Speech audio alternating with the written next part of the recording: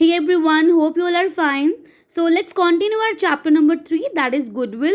And as I told you in my previous video, that in my next video I'm going to discuss the first method in order to calculate goodwill, right? So this is our first method, that is average profit method, and the formula to calculate goodwill is average profits into number of years of purchase. Now first understand what is the meaning of average profits. So see students, past profits show the trend of financial performance. This we all know that. So the businessman would like to estimate future profits for which profits are average, right? So moreover, he would like to estimate the number of years like the business is likely to earn that profit before because of the efforts done in the past. So that is why average profits are to be taken to calculate goodwill.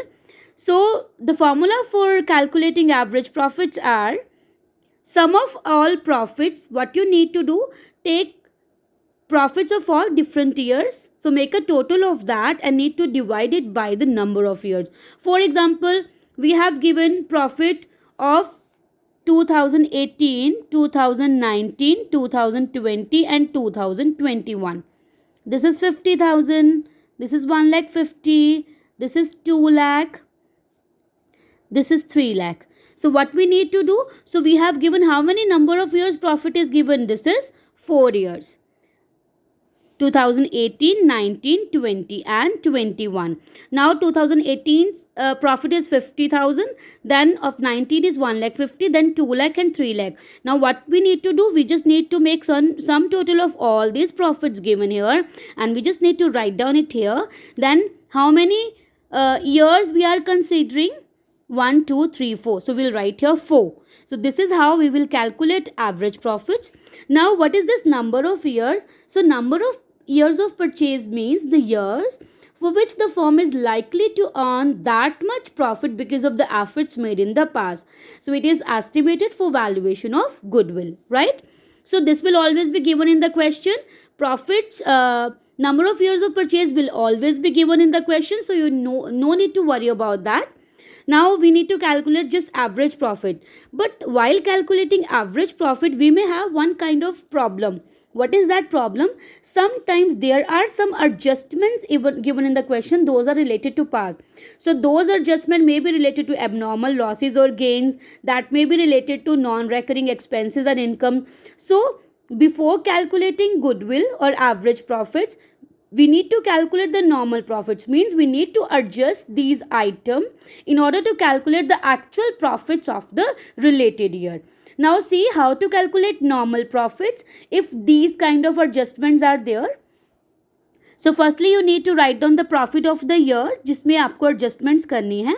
So what you need to do, you just need to add abnormal losses. Abnormal losses means loss by fire, then theft, right? So these kind of losses if are there, you need to add it back.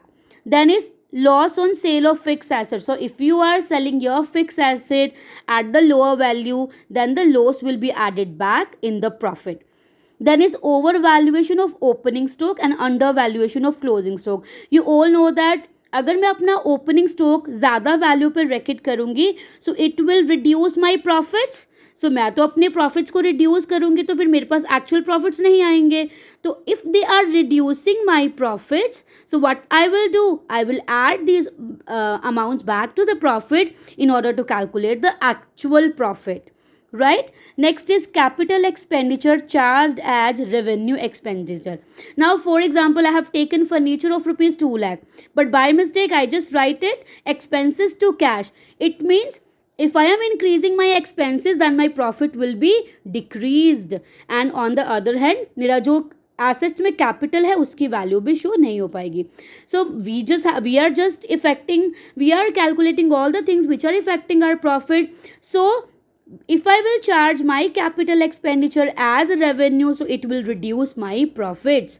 So that is why it will be added back to the profits. Now on the other hand, what you need to reduce? Abnormal gains. Abnormal gains means if you are selling your fixed asset at the more value than the acquisition value, so the balance, the gain would be deducted from the profit. Then is non-recurring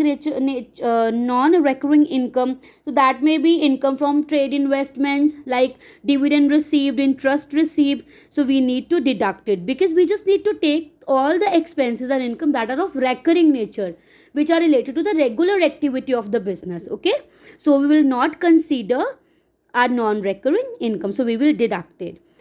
Next is partners remuneration. So if partners remuneration is not to be charged in the profit, so we will deduct it, right? Then any future expense like insurance premium, so if any other expense is there which is related to our future, it will be deducted. One more thing is there, if our revenue expenditure is charged as capital, so we will less it, we will deduct it, right?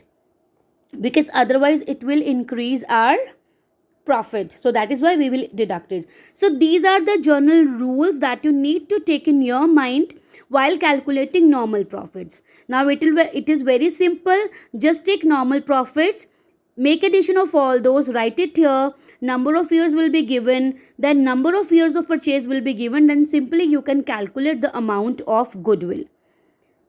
Right? Now students, you can try all the questions given in your book and send me your queries. Thank you so much.